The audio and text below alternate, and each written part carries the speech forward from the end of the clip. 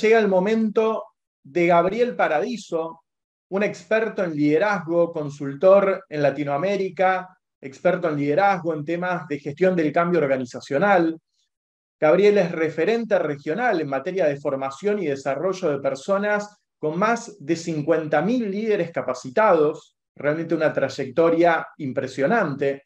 Es autor además de 6 libros, entre ellos el bestseller y su reciente libro Feedback Consciente, libro que tuve el gusto de leer y que recomiendo. Gabriel, realmente es un gusto tenerte aquí. Te doy la bienvenida. Gracias por estar en esta cumbre de negocios. Llega tu momento para hablarnos de liderazgo y transformación organizacional. Muchas gracias, Gabriel. Hola, ¿cómo estás, Carlos? Dame retorno, ¿se me escucha bien? Se te escucha perfecto. Bueno, excelente. Bueno, yo estoy maravillado con lo que acabo de vivir. La verdad, Lucas me ha permitido entender algunas cosas que yo a veces explico, pero que me faltaba hacerle un doble clic, ¿no? Entonces, eh, me parece que va a estar bueno, porque así como me llevo un montón de doble clic de mis cosas, voy a hacerle un doble clic a algunas cosas de Lucas. Entonces, va a estar muy bueno esto. De hacer Contactemos entonces luego, Gabriel. Contactamos Qué luego. bueno, qué bueno, pero qué bueno, qué bueno. La verdad, maravilloso lo que acabo de ver y escuchar. Voy a ver si puedo compartir pantalla. Ahí está. Excelente.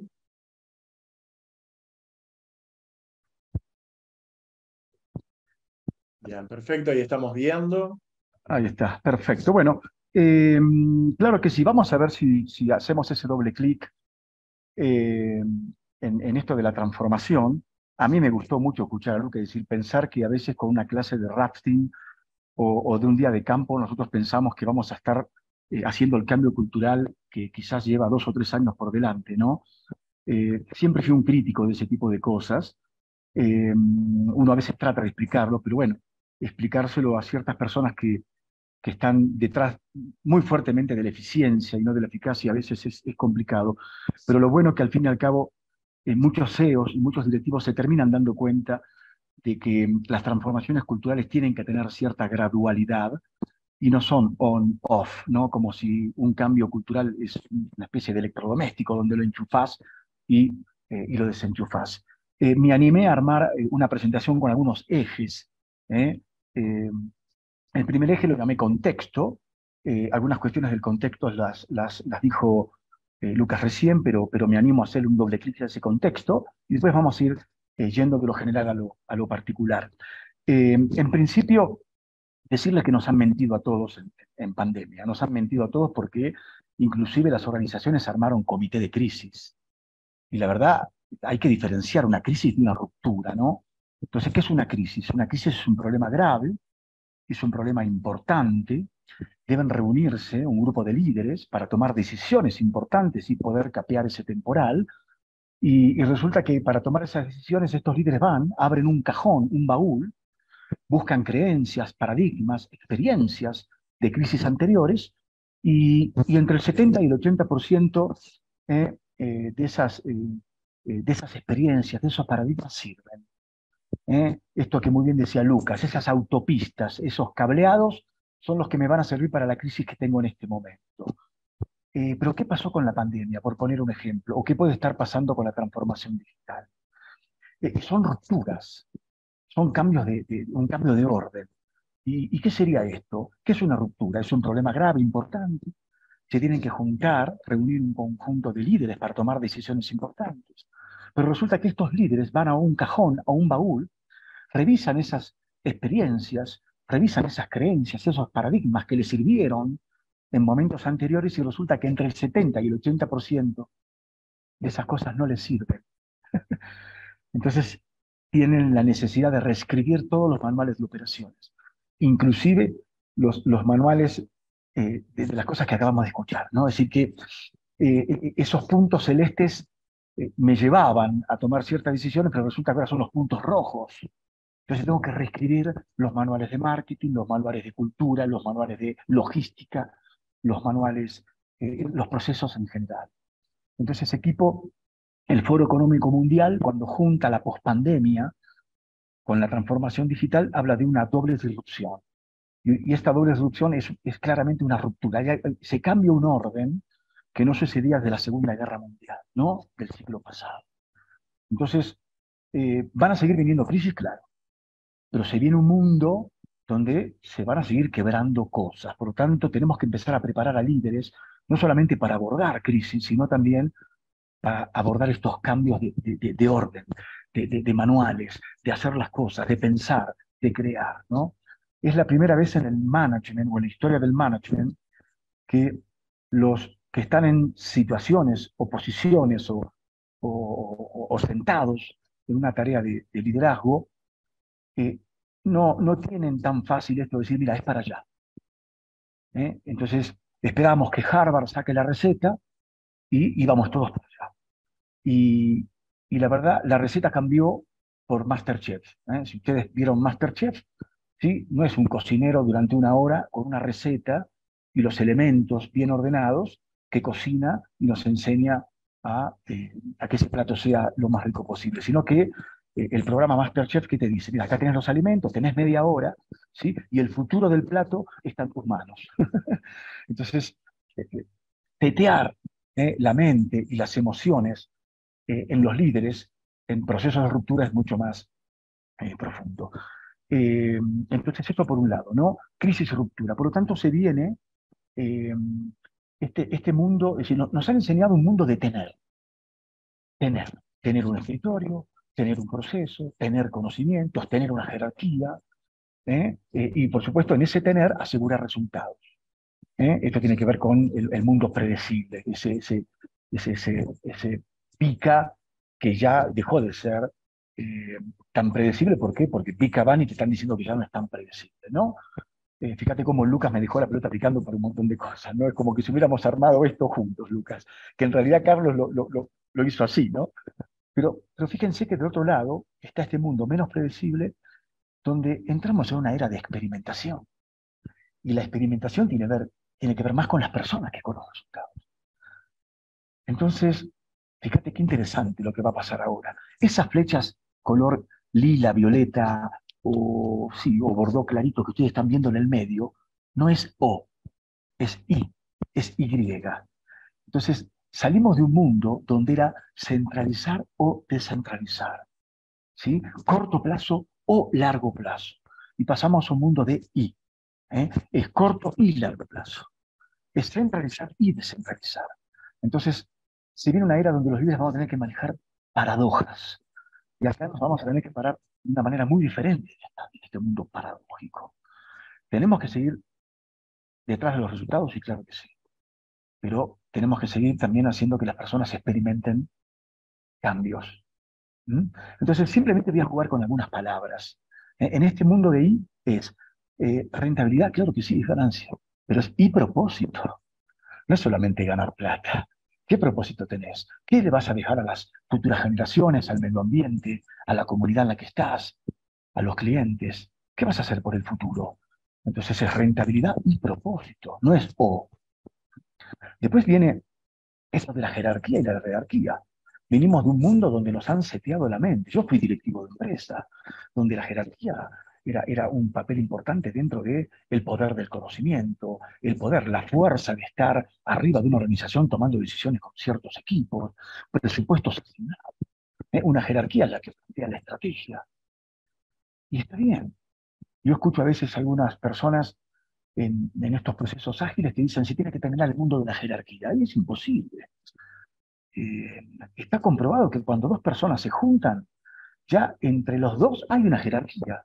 Hay, no sé, hasta una jerarquía emocional, pero la hay. Por lo tanto, la jerarquía tiene que seguir existiendo. Lo que pasa es que la jerarquía está cansada. No alcanzan las 8 horas para tomar decisiones. Se necesitan entonces procesos redárquicos, procesos donde la decisión sea experimentada por grupos de personas que no piensen igual que yo, que quizás estén por fuera de mi equipo, y en ese cansancio me digan, mira, acá tenés la solución.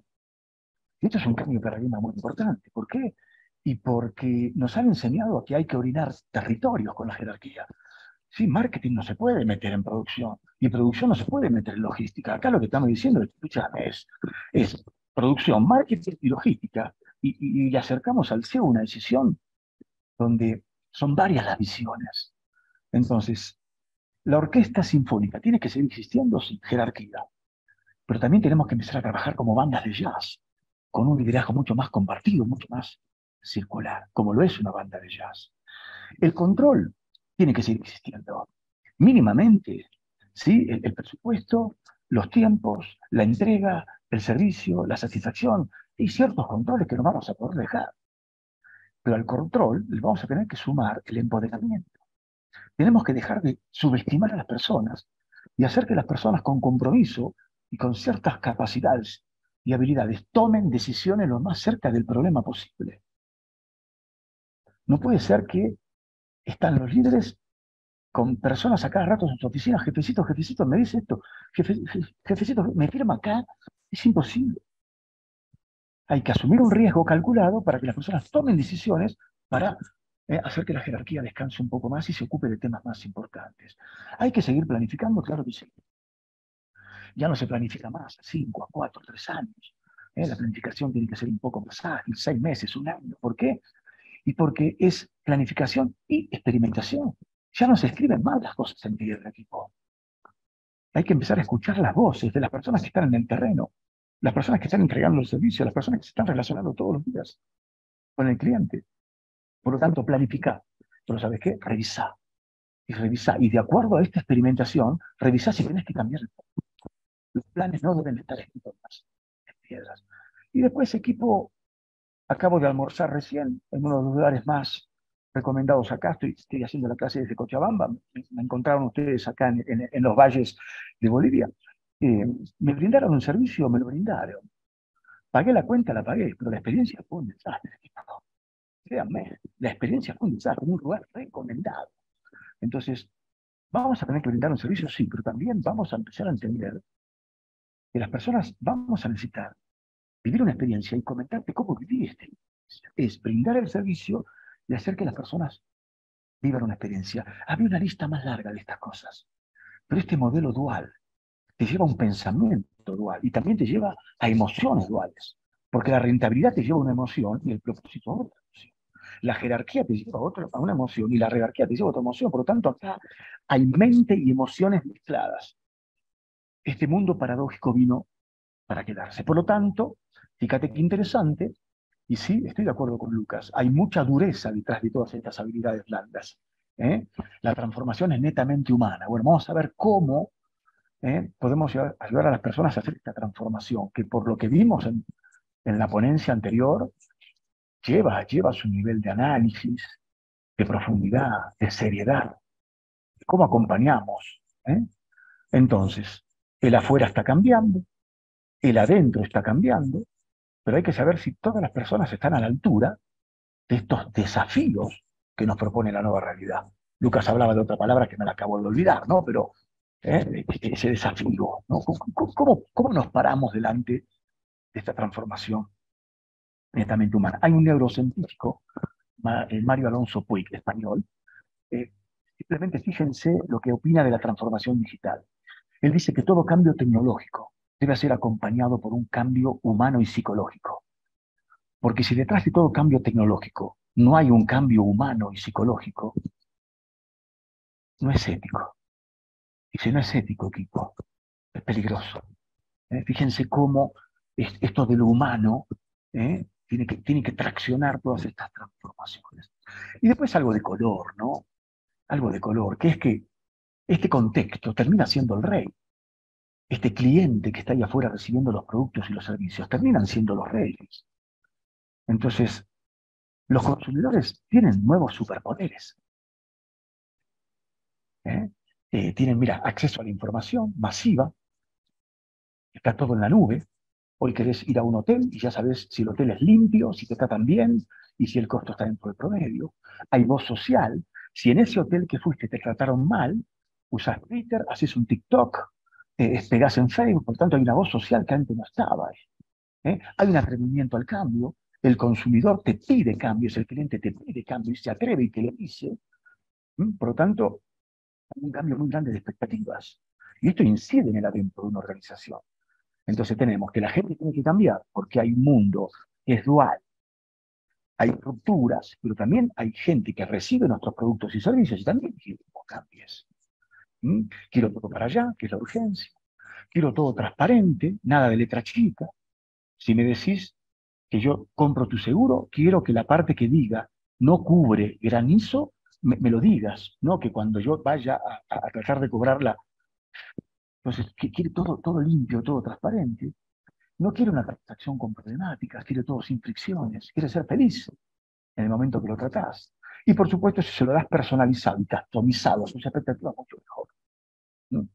Entonces, la presión es interna y la presión es externa. Entonces, movete en ese nivel.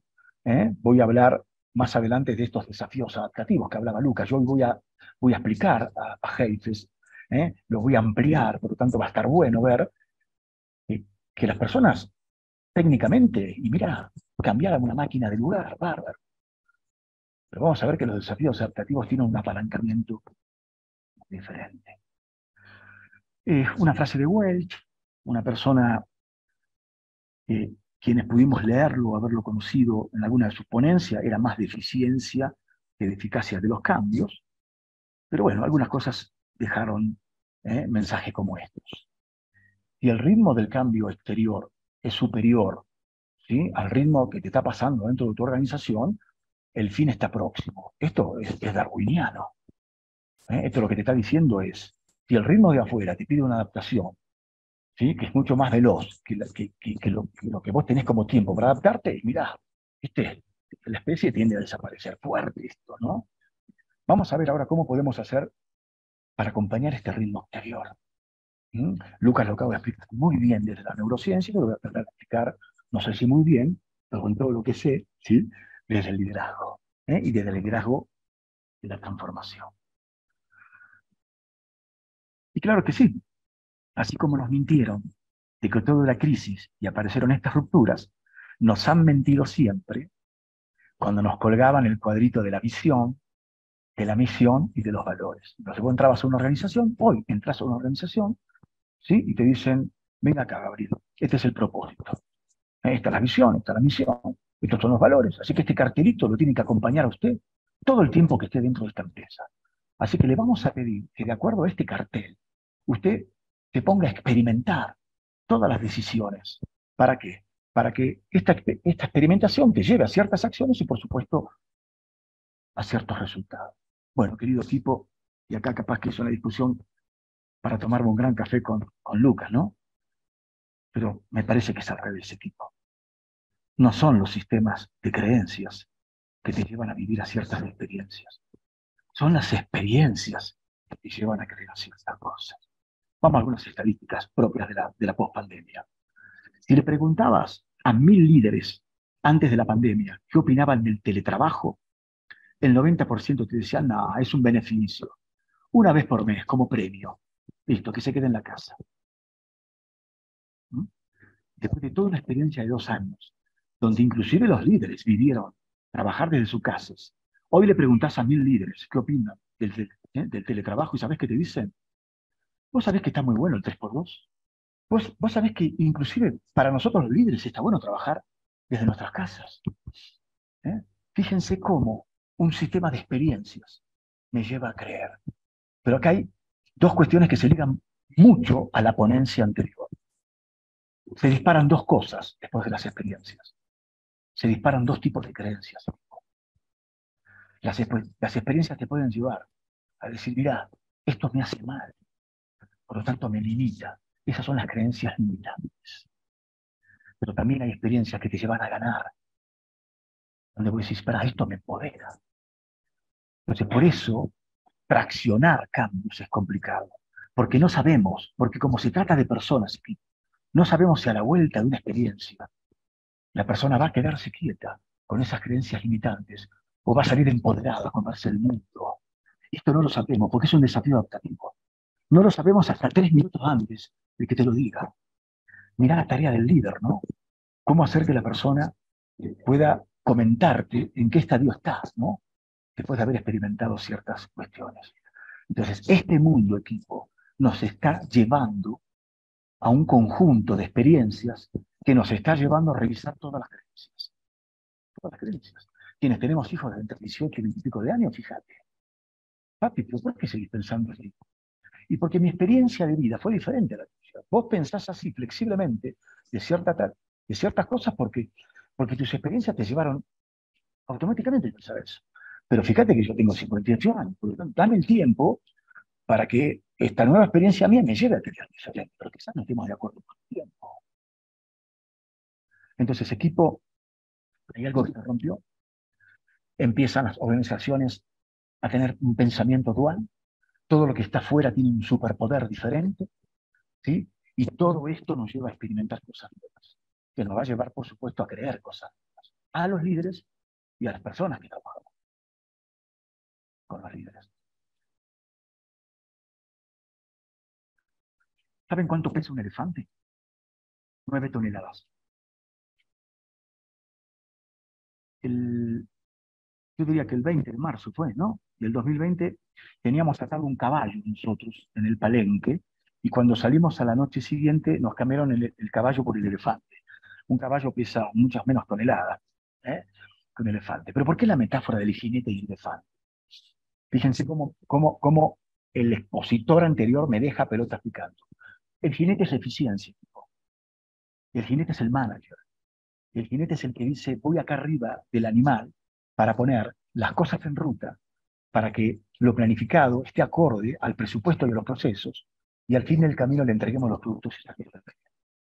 Y si es más rápido y con menos costo, mejor. Pero ¿saben qué significa en esta metáfora el elefante? Son 9 toneladas de emociones que hay que mover. Es toda la gente que tenemos que mover a ese cambio. Entonces, un caballo, más que mal, con un chasquido, ¿sí? Y un buen jinete más o menos lo manejas, o un elefante. Entonces, el mundo empezó a tener transformaciones donde ya no son caballos que tenemos que mover, sino 9 toneladas de emociones. Por lo tanto, esto requiere un abordaje muy diferente, un abordaje del cambio que no pasa tanto por esa eficiencia de la que hablábamos en la ponencia anterior, y sí pasa por una eficacia mucho más humana. Hay un libro que está dando vuelta por ahí ya hace unos años, de Gary Hamel, que habla de la diferencia entre burocracia y humanocracia.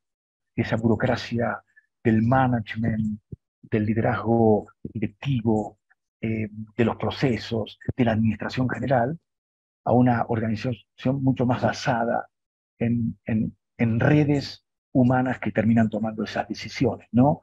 Bueno, el jinete tiene que estar, pero el elefante lo tenemos que mover. Y para esto se necesita mucha valentía, mucho coraje en movimiento. Se viene una era de líderes corajudos, se viene una era de líderes valientes. ¿Por qué? Y porque las culturas empiezan a ser menos eficientes y más adaptativas. Porque estaba bien bajar líneas de unos años atrás. Andá a decirle a las nuevas generaciones, mira, yo te bajo líneas de esto. Te renuncian por WhatsApp. ¿Mm? Entonces, equipo, vamos a ver que estos desafíos adaptativos requieren de líderes mucha valentía para afrontar un nivel de conversaciones, un nivel de acercamiento, un nivel de trabajo en equipo que es muy diferente al que teníamos cuando bajábamos línea. ¿Mm? Lo bueno de esto es que tener coraje no es una disposición innata, ¿no? Es decir, que el liderazgo con coraje, el liderazgo valiente, el liderazgo adaptativo, es una práctica. Se aprende. Se aprende. Lo que pasa es que, bueno, hay que tener ciertos parámetros de trabajo para poder afrontar esto. Pero como especialista de gestión humana y de liderazgo, a mí en esta nueva era me va a gustar la persona que me dice, ¿sabe qué, don Gabriel? Yo no quiero ser líder, yo prefiero quedarme como un analista. Yo prefiero el que tira la toalla antes del tiempo. Porque el que levante la mano, o al que esté preparado, o al que de alguna manera el área de recursos humanos detecte que está preparado, es una etapa de coraje. ¿Eh? Una etapa de coraje en cantidad y una etapa de coraje en calidad. Así que vamos a meter en el segundo eje, que es el contexto. El primero fue contexto, perdón, el segundo eje vamos a trabajar liderazgo. Por supuesto, vayan anotando preguntas. Carlos, fíjate si hay algo en el chat, porque si queda algún tiempo, por supuesto, haremos las preguntas. Y fíjate que, claro que sí, ¿cómo no me va a dejar la pelota picando Lucas si él hablaba de desafíos técnicos y desafíos adaptativos? Los desafíos técnicos tienen que ver con la eficiencia y los desafíos adaptativos tienen que ver con una eficacia humana muy diferente. Y lo vamos a revisar. Vamos a ver un ejemplo de la medicina. ¿Mm? Hagamos de cuenta que me llama un amigo. Me dice que tiene 39 grados de fiebre, le duele muchísimo toda la parte abdominal. De hecho, cuando apoya su pierna derecha, tiene un dolor muy agudo en su ingle, está con vómitos, con diarrea. Lo primero que le vamos a decir es, mirá, tienes que ir a una guardia médica. Porque vos tenés una apendicitis. Esto es lo más parecido a un síntoma de apendicitis. Y si no te vas rápido a una guardia médica, a un hospital, seguramente se te puede transformar en una peritonitis, es una infección generalizada, y esto es riesgo de vida. Bueno, se presenta en un hospital, lo atiende la máxima autoridad de la guardia, le hacen los análisis básicos como ser sangre, plaquetas, glóbulos blancos, seguramente una ecografía. Y esto va a dar que es una apendicitis. Se abre un protocolo médico, que es preparar un quirófano para unas horas, se llama el cirujano, instrumentista quirúrgico, se llama la anestesista, enfermeras especializadas, todo un proceso, todo un protocolo para poder operar a esta persona, a mi amigo, hoy a la noche. Lo operan, sale todo muy bien, 48 horas, no levanta fiebre, lo mandan a la casa. Y uno le pregunta a una persona, operada apendicitis al mes, ¿qué vida hace? Pero seguramente él va a decir, mira, la primera semana hice una dieta, ahora hago vida normal. Equipo presente. Una apendicitis es un desafío técnico en un organismo humano, con que intervenga alguien con jerarquía, algunos procesos, algunos especialistas y algo de presupuesto. Yo eficientemente termino con este problema técnico. Si ustedes ven este gráfico, siguen el cursor, fíjate acá, ¿conoces el problema? Sí, apendicitis. ¿Tenés la solución? Sí, hay que operar. ¿Tenés los recursos? Sí, tengo un plan médico, un seguro médico interesante. Bueno, gestiona. Gestiona. Y mira esta. ¿Conoces el problema? Sí, apendicitis. ¿Tenés la solución? Sí, hay que operar. ¿Tenés los recursos? No, mira, hace un mes que no tengo trabajo. Bueno, ya vas a tener que gestionar dónde te opero, ¿sí? ¿Ok? Después, negociar. Negociar. Vas a tener que negociar, porque en un hospital público quizás no te operan rápido. Y si la operación es dentro de una semana, vas a tener que salir a motivar. Vas a tener que motivar. Vamos a tener que decir al amigo, mirá, bancatelas, toma antibióticos, va a llegar el momento en que te operen. Bueno, todas las escuelas de negocios y todos los programas de liderazgo nos han preparado todo este tiempo para gestionar, negociar y motivar. Somos todos expertos en gestión, negociación y motivación. Pero ¿saben qué, equipo? Si me llama otro amigo y me dice que está preocupado, y yo digo, ¿qué pasa? ¿Tienes apendicitis vos también? No, me acaban de declarar diabetes. Yo les hago una pregunta, ¿la diabetes se opera? Seguramente van a decir que no. No tiene solución, equipo. La diabetes es una enfermedad crónica. Por lo tanto, fíjense en el gráfico de abajo. ¿Conoces el problema? Sí, diabetes. ¿Tengo la solución? No, porque es una enfermedad crónica y quizás al principio ni siquiera tenga la solución. Porque la diabetes exige un tratamiento y el tratamiento está basado en un cambio profundo de hábitos, porque si no me puedo morir. Hábitos alimentarios, hábitos físicos, chequeos periódicos, contención familiar, insulina dependiente. Y si tenemos un familiar diabético, como yo tengo un familiar diabético, hay problemas que al diabético le aparecen en la vida que no están en los planes de nadie. Es decir, que ni siquiera conozco algunos problemas que pueden llegar a venir. Por lo tanto, no conozco el problema, no tengo la solución y menos los recursos. Fíjense, equipo, que con los desafíos técnicos yo manejo la autoridad. Y con los desafíos adaptativos, yo tengo que conseguir este liderazgo adaptativo del que estábamos hablando. Pero fíjense las 4 competencias que se necesitan para cambiar adaptativamente o para ayudar a que alguien cambie adaptativamente. La primera palabra es observar. El líder tiene que pasar más tiempo observando qué le pasa a la gente en el campo. Después de la observación, equipo, tenemos que diagnosticar. Este diagnóstico tiene que, de alguna manera, darnos esta posibilidad de discernir claramente. ¿Es un desafío técnico? ¿Es un desafío que pasa por eficiencia? ¿O es un desafío adaptativo? ¿Es un desafío que pasa por un cambio de hábito? Acabamos de tener una exposición brillante recién. Vieron todas las cosas que se exigen para un cambio de hábito. Después vamos a tener que salir a experimentar. Porque como es adaptativo, yo no tengo toda la receta. La receta la voy trabajando en el mientras tanto. Y por supuesto aprender. Y aprender de las cosas que hago bien, pero también de las cosas que hago mal. Así que equipo, así como de los desafíos técnicos se sale con autoridad, con procesos, con especialistas y con un presupuesto, de los desafíos adaptativos se sale colectivamente. Las soluciones se buscan colectivamente. Se buscan con los seres humanos que están atravesando ese cambio. Esta gráfica corresponde a Ronald Hayes en su práctica de liderazgo adaptativo, escrito allá por el 2010. Mirá los años que pasaron, el tipo un adelantado. Él ya decía en su libro que se viene una era de gerentes sociales, de facilitadores sociales. ¿Por qué? Porque tenemos que hacer que la gente busque las soluciones dentro de la gente misma. Y para no mentir, él estaba. Carlos es un mago, junto a dos ponentes. Entonces acá, fíjense, simplemente, esta zona gris tiene espesor, es el espesor de los desafíos adaptativos que hablaba Lucas. Pero Lucas, me dejaste la pelota aplicando para explicar que estos desafíos adaptativos tienen un techo. Este techo significa que si no paras a tiempo, el cambio lo tenés que hacer con estrés. Y Heifetz dice que hay un límite de tolerancia. No podés presionar demasiado, porque si no, la gente va a hacer el cambio con estrés. Pero abajo hay otro límite, que es el límite de cambio. Lucas hablaba de la zona de confort. Y este límite de cambio, equipo, ¿sí? Tiene que ver con que si te quedás ahí, lo que estás haciendo es evitar la responsabilidad de cambiar. Por lo tanto, no es bueno estar abajo del límite de cambio, pero tampoco es bueno estar arriba del límite de tolerancia. Entonces, arriba tenés cuidado, hay estrés, y abajo, cuidado, hay zona de confort. Entonces, el desafío adaptativo es un sub y baja, equipo. ¿Por qué? Porque hay emociones, porque hay conversaciones, porque hay cambio de mentalidad. Lo acaba de decir Lucas. Una persona con mentalidad fija, el desafío adaptativo lo va a tomar con un nivel de turbulencia mucho mayor que una persona que tiene una flexibilidad, una neuroplasticidad. Entonces, ¿qué te dice el autor de esta gráfica? Que no tiene desperdicio. Que los líderes vamos a tener que ayudar a las personas a ser productivos en zonas desequilibrantes.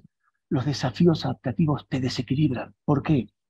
Porque te llevan a una situación de incertidumbre, donde en esa incertidumbre vos sentís que perdés cosas. Y cuando hay pérdidas, vos no querés perder. Porque no existe la resistencia al cambio. Lo que existe es resistirnos a perder cosas en la incertidumbre que nos genera ese cambio. ¿Quién se resiste a ganar? Aunque hemos aprendido en la ponencia anterior que también el cerebro con ganar se quiere quedar quieto. Entonces, ¿por qué decimos esto, equipo? Porque una transformación de cultura, y no sé si se hace en 90 días, podés prepararle 90 días el terreno, para todo un trabajo adaptativo, donde los líderes vamos a tener que trabajar con las personas para que sean productivos en todos estos desequilibrios que generan los desafíos adaptativos. Y hay dos maneras de pararme en un desafío adaptativo. La primera es subirme a un balcón imaginario de una pista de baile. Me subo al balcón y hago todos los registros de observación y diagnósticos que planteaban recién las competencias anteriores. Y en esta mirada sistémica veo todos los desafíos técnicos y adaptativos que tengo por delante. Pero ¿saben qué, equipo? Una vez que observo y diagnostico desde arriba del balcón, tengo que bajarme del balcón, bajar a la pista de baile y embarrarme con la gente, a ayudarlos a buscar esas soluciones colectivas. Lo que dice el autor, lo que dice Heifetz es, un líder primero diagnostica y observa desde arriba, pero un líder termina de diagnosticar y observar desde abajo. Tengo que estar metido en la pista de baile para ver cómo suena la música, para ver quién baila, quién no baila, quién comió, quién no comió, quién se paró 5 veces para ir al baño. No es control, es observación. ¿Y saben por qué hay que bajar a medir la temperatura, equipo? Porque hay cambio. genera una temperatura en sí misma. Los cambios adaptativos generan una temperatura. Vamos a pasar del ejemplo de la medicina a un ejemplo de la gastronomía. Agarren una olla a presión. Una olla a presión tiene una tapa especial, hermética, y tiene una válvula, que es el punto de fuga para que el vapor pueda salir. Si yo cierro esa olla a presión, le pongo alimentos, y a la olla a presión le pongo fuego lento, los alimentos no solamente que no se cocinan bien, sino que pierden todos sus jugos y sus propiedades. No sé si entienden la metáfora. Los desafíos adaptativos no se cocinan con fuego lento. Necesitan un poco de temperatura, necesitan un sentido de urgencia, necesitan una plataforma ardiente. Pero ¿saben qué, equipo? Súbanle a 200 grados la hornalla a la olla a presión. Vuela la tapa, vuela la olla, vuelan los alimentos y vuela el cocinero. Por lo tanto, no es bueno hacer procesos de cambios adaptativos, culturales, a una temperatura fuerte. Porque volamos por el aire. Entonces, fíjate qué gran tarea tenemos desde los líderes, ¿no? Estar con la gente. Ese coraje de estar con la gente para ver qué se está ganando, qué se está perdiendo. ¿Por qué? Porque tenemos que estar olfateando, midiendo la temperatura para acompañarlos en esos desequilibrios que les genera este mundo adaptativo. Es difícil restaurar el equilibrio, ¿eh? Yo venía trabajando de una manera, ¡pac!, me mueven, por lo tanto, fíjate que el líder tiene que estar ahí viendo cómo ayuda a restaurar un equilibrio, que no es equilibrio. ¿Por qué? Porque hay pérdidas. Hay un miedo a perder cosas en ese cambio. Y muchas personas desvían la responsabilidad y la atención. ¿Por qué? Porque sí quieren quedar en la zona de confort.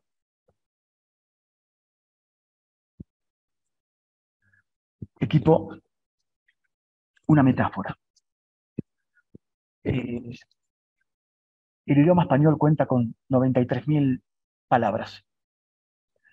Un cuento corto tiene entre 500 y 18.000 palabras. Una novela corta entre 20.000 y 70.000.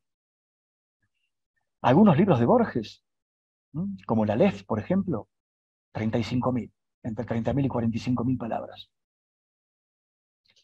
Un marginal, una persona que está fuera del sistema social, una persona que no tiene resuelto comer a la noche, utiliza para relacionarse con otros solamente 300 palabras. ¿Sabes cuáles son las palabras básicas del español? 1.000. Son menos las palabras que maneja un marginal que las palabras básicas del idioma español. ¿Saben cuántas palabras necesita un perro para entender a su dueño? 80. Hay más diferencia entre dos seres humanos que entre un hombre y un animal. ¿Y por qué les digo esto, equipo? Porque yo fui directivo. Y para hacer cambios, yo también usaba 300 palabras.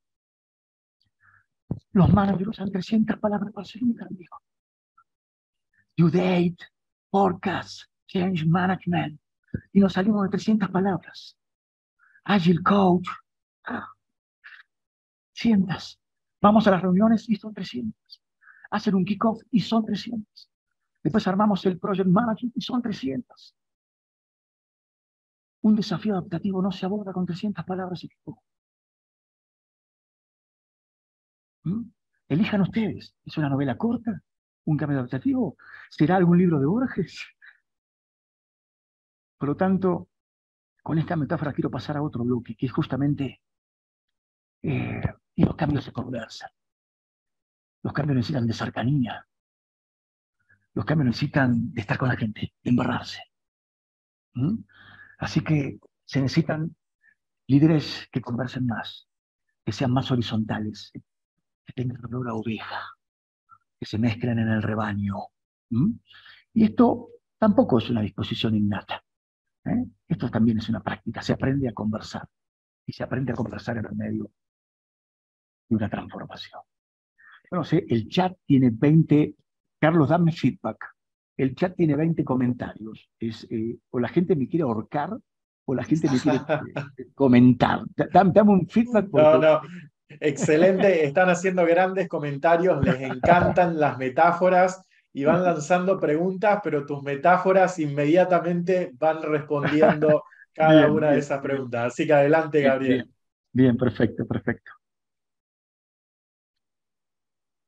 Vamos a conversar entonces. Vamos a conversar. ¿Me dejan tomar un traguito de agua? Claro que sí. Muchísimas gracias. Querido equipo presente, la calidad de tu liderazgo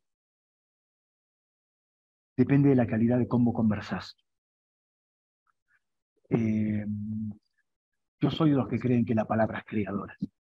La palabra crea, el lenguaje crea realidades, el lenguaje cambia realidades, ¿no? Así que si la calidad de tu liderazgo depende de la calidad de tus conversaciones, depende de cómo te comunicas, de cómo te relacionás.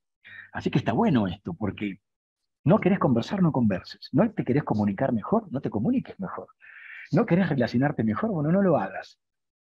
Lo que tenemos que plantear es que ausencia de conversaciones, ausencia de comunicaciones y ausencia de relaciones, sobre todo en un proceso de cambio, ¿sí? Produce pérdida de liderazgo. ¿Mm? ¿Y qué venimos diciendo ya con primera y segunda ponencia, ¿no? Que estos desafíos que pasan por la neuroplasticidad del cerebro, que pasan por los desafíos adaptativos, de alguna manera necesitan de un hablante, ¿no? De una conversación. Por lo tanto, equipo, me parece que allá vamos, ¿no? Vamos a esto de cómo conversar, de cómo comunicar, de cómo relacionar en un proceso donde las personas sienten que están perdiendo, ¿eh? Y sienten que es un sub y baja.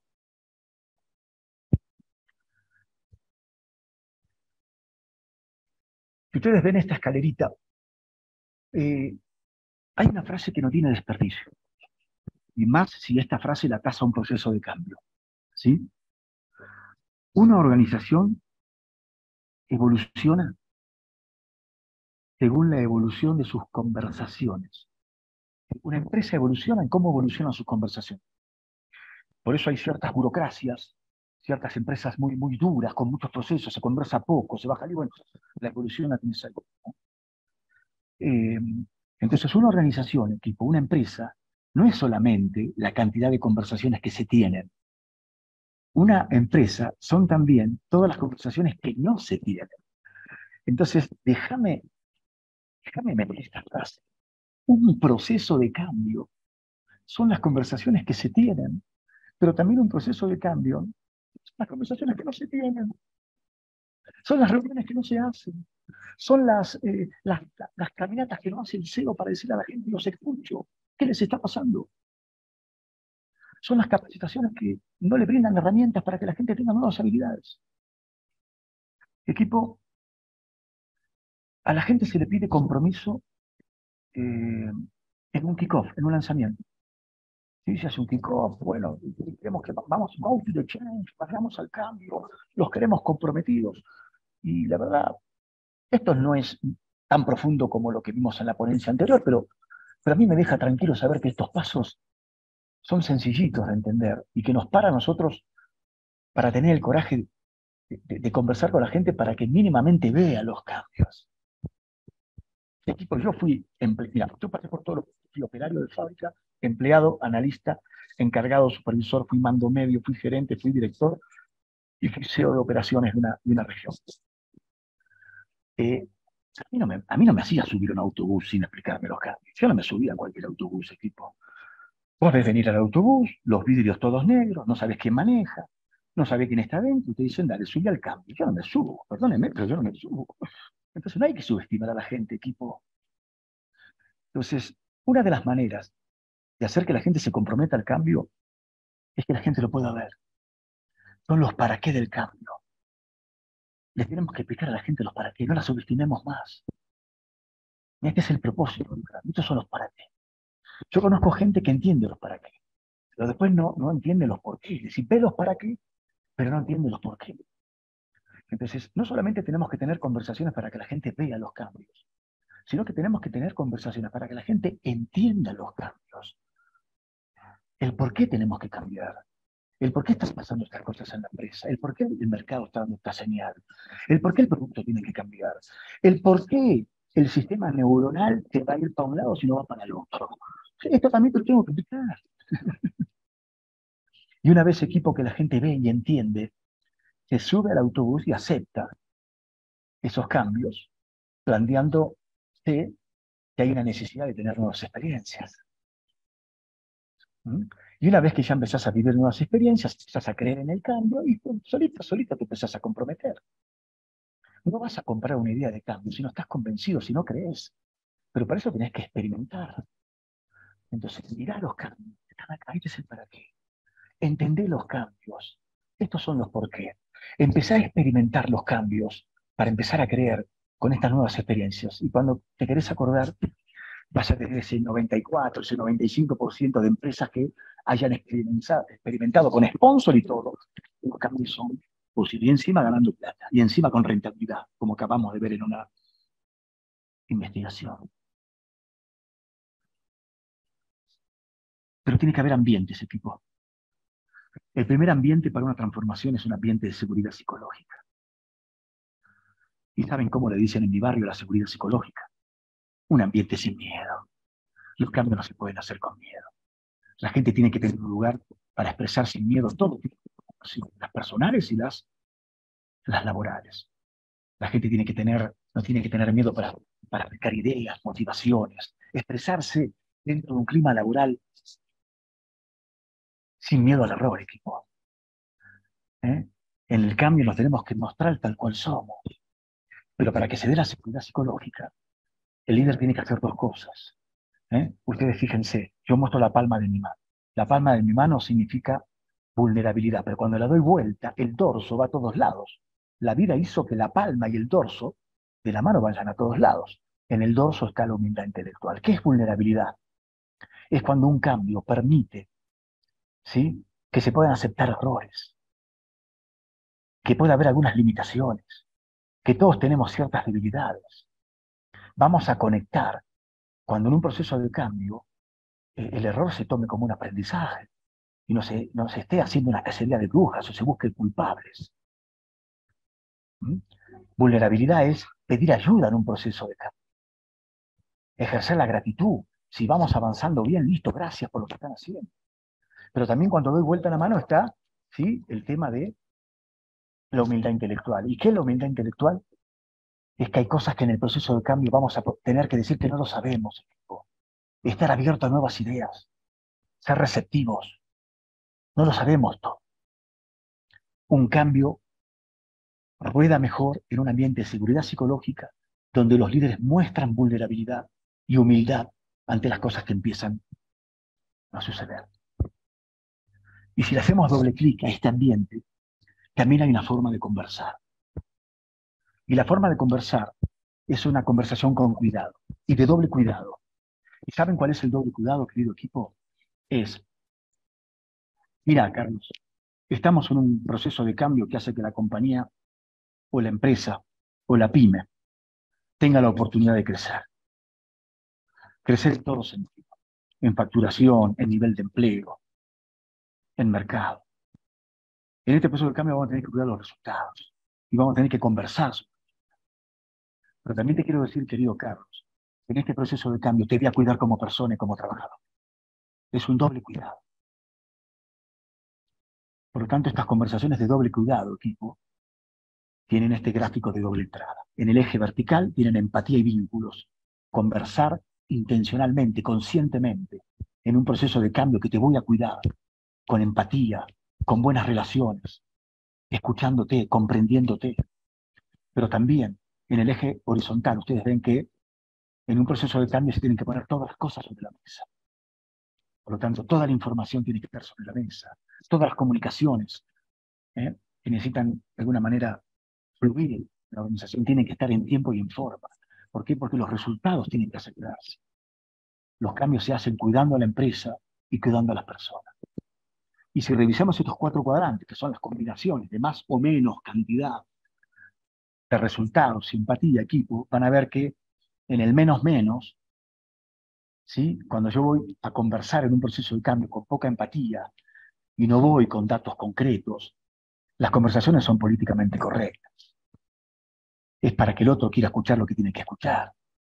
Y equipo, la verdad, un cambio de cultura no se hace hablar de políticamente correcto. No, políticamente correcto no lleva a nada. Y encima el error se esconde. Después están los que creen que el cambio es todo un tema de familiar, donde cuidamos solamente la relación, para que nadie salga lastimado, que está bien, pero te estás olvidando de los resultados. Por lo tanto, cuidar mucho a las personas y no cuidar el norte de ese cambio que te propusiste está mal. ¿Por qué? Porque terminas siendo un paternalista del cambio. ¿Sí? Y lo que vas a hacer son conversaciones emocionales, reflexivas, tolerás cosas. Y yo le voy a decir algo, en los procesos de cambio hay cosas que no son negociables, no se pueden tolerar. Tampoco un proceso de cambio se puede hacer eternamente a presión, con la hornalla a 200 grados, fíjate, con conversaciones de trinchera, donde el proceso de cambio a todos los veo como enemigos, y a todos les disparo, y a todos les bajo línea, y a todos los presiono, y me olvido de que tengo que empatizar, que tengo que escuchar, que tengo que acompañar. Entonces voy buscando culpables en el medio de un cambio, ¿no? ¿Y quién se equivoca? Quiero la cabeza del responsable. El equipo no es el camino. Hay que mudar al nordeste de este gráfico. Los procesos de cambio culturales, los desafíos adaptativos necesitan conversaciones generativas. Y las conversaciones generativas, ¿qué hacen? Te abren un mundo de posibilidades. Desequilibran, ¿eh? Mira que desequilibran, porque a veces hay cosas que no es difícil conversar. Pero te abre un mundo de posibilidades. Y en un proceso de cambio, el error se reconoce y se aborda constructivamente. Y se aborda constructivamente. Ustedes verán acá al costado, para que voy a sacar aquí. Perdón. Ahí está. Equipo, generemos debates. Generemos debates. Un liderazgo con coraje. Un liderazgo de un mundo de rupturas. Un liderazgo de organizaciones duales. Un liderazgo que necesita que las cosas cambien. Mira, el otro día estaba con un experto en sustentabilidad y me dijo una frase que créanme que me pegó fuerte. No, no es bueno tener empresas exitosas con sociedades fracasadas, pero tampoco es bueno tener sociedades exitosas con empresas fracasadas.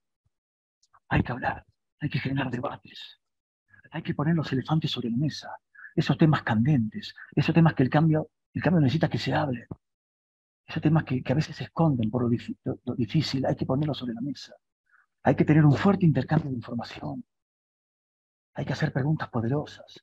Hay que hablar con la gente en un proceso de cambio diciéndole, quédate tranquilo, no es un tema personal, no es con vos, es un tema del cambio, lo tenemos que hablar, yo te voy a cuidar, pero también cuidemos los procesos y los resultados.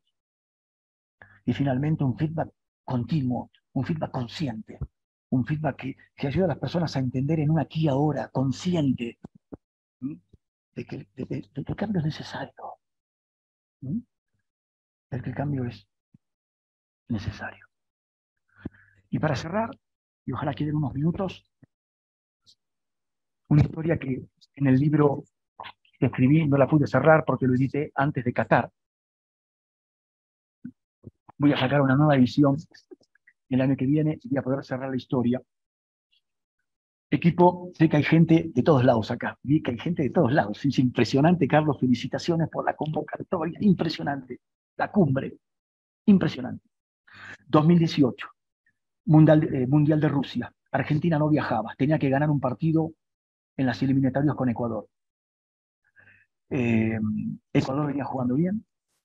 La noche anterior a ese partido, Nelson Castro, en su programa El Juego Limpio, le hace una entrevista a un coach y le dice, señor coach, ¿cómo puede ser que teniendo los 25 mejores jugadores del mundo, que ganan partidos en Europa, en Asia, en América, que hacen los mejores goles, que hacen salir campeones a sus equipos, que salen en la primera página de las redes sociales los lunes, cómo puede ser que tengamos 25 talentos de la hostia y tengamos que sufrir jugando con Ecuador mañana? ¿Cómo puede ser que no aparezcan goles, no ganemos partidos y no estemos ganando mundiales? El coach lo mira al periodista y le dice, Nelson, usted sabe que el fútbol es un juego de espacios y la pelota rueda en esos espacios. Y la cámara de televisión toma desde arriba. Y la cámara de televisión va haciendo un zoom según los espacios donde va rodando esa pelota. Y cuando hay una jugada peligrosa, la cámara de televisión hace un zoom. Y hace un zoom hacia los jugadores que se están pasando la pelota. Y entre esos jugadores donde se pasan la pelota hay espacios de pasto. Y Nelson no entendía nada porque la pregunta iba para otro lado. pero con una calidad meridiana. El coach le dice a Nelson Castro: Nelson, entre los jugadores de Argentina no hay espacio de pasto. ¿Y qué hay? Hay espacios de emociones, hay espacios de relaciones, hay espacios de conversaciones, hay espacios de confianza. Hasta que los jugadores de Argentina no achiquen espacios emocionales, conversacionales de confianza, van a aparecer los goles. No vamos a ganar mundiales. No sé si van a estar de acuerdo conmigo, pero a mí me encantaron los primeros 80 minutos de la final con Francia. No nos podían faltar. El equipo Qatar fue otro equipo. Argentina logró achicar los espacios de pasto. Argentina logró, con un técnico nuevo, con un Messi renovado, conversar diferente, emocionarse diferente, confiar diferente. Argentina en 4 años hizo un proceso de cambio cultural que nos llevó prácticamente a resultados grandiosos, que fue ganar el Mundial de Qatar. Me encantó compartir esta hora con ustedes. Espero que les haya servido. Lucas, sos un fenómeno. ¿Sí? Y no me quiero imaginar los fenómenos que vienen después. Yo me tengo que ir a tomar un avión. Voy a ver si puedo escuchar en el aeropuerto o camino al aeropuerto las ponencias que faltan. No sé si hay un tiempo para alguna pregunta. Carlos, decime cómo seguimos. Gabriel, muchísimas me encantó la gracias. invitación. Muchas gracias, Gabriel. Un placer. Realmente está la gente emocionada con tu ¡Epa! presentación. Muchísimos comentarios. Excelente. Muchas gracias. Un gusto enorme. Tanta claridad, tanta verdad. Excelente. Muchas gracias. Qué Ahí bueno, qué están lindo. preguntando por tus libros. Están preguntando también si puedes compartirnos esta presentación. Sí, Realmente la gente sí. muy, muy emocionada, Gabriel. Súper agradecidos con Estoy tenerte. anotando acá el libro, Feedback Consciente. Ahí tienen Fantástico. plataformas donde lo pueden. Ahí está, perfecto. Ahí Qué yo se los lindo, qué compartí lindo. también en el chat, les compartí el título y también el link de Amazon. Y hay una pregunta. Nos Claro, dice venga. Cristian, excelente exposición, una consulta respecto a los jefes que son tóxicos y un poquito anticuados porque dicen así las cosas funcionan bien, que se mantengan. ¿Qué se puede hacer para realizar el cambio de mindset? Anticipadas gracias. Es una pregunta más para Lucas que para mí, pero voy a ver si puedo mezclar un poco de Lucas. Me parece que ahí justamente son jefes con mentalidad fija, son jefes con un bajo nivel de neuroplasticidad. Por lo tanto, vamos a ir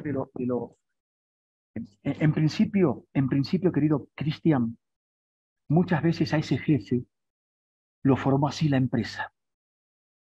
Muchas veces con el aprendizaje y la experiencia de haber tenido jefes anteriores, con ese criterio de trabajo, hizo que él tenga esa creencia, ¿sí?, de decir, esta es la forma en que yo tengo que ser un buen líder. ¿Por qué? Porque me dio resultados hasta ahora. Entonces, lo que quiero decir, si no hay ningún tema grave que tenga que ver con algún maltrato, alguna manipulación, alguna psicopatía, darle una oportunidad. Hay que llamarlo, hay que explicarle que el cambio va para allá, hay que explicar lo que culturalmente la empresa necesita cambiar el mindset de todos sus líderes, ¿sí? Y que se le da una oportunidad a través de algún coaching personal por un lado, que lo tiene que aceptar, y alguna capacitación. ¿Sí? Se le da un tiempo, se lo acompaña para ver si esa persona puede tomar conciencia de lo que se le está diciendo. Y acá pueden aparecer un montón de escenarios. Conozco gente que hizo el clic. Le quedan algunos resabios, pero hizo el clic. Te voy a la otra punta, querido Cristian. Hay gente que en un proceso de cambio lamentablemente queda en el camino.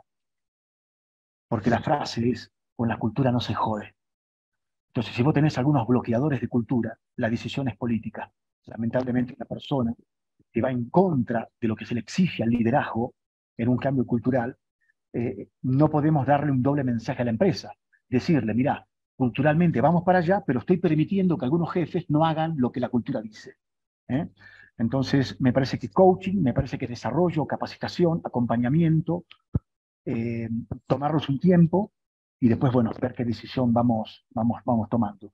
Pero a veces las organizaciones hacen que ese jefe haga lo que haga porque la misma organización durante años lo puso ahí y lo felicitó. Inclusive, Cristian, hasta cobró bonos a fin de año por haber sido así. Así que bueno, espero haberte ayudado.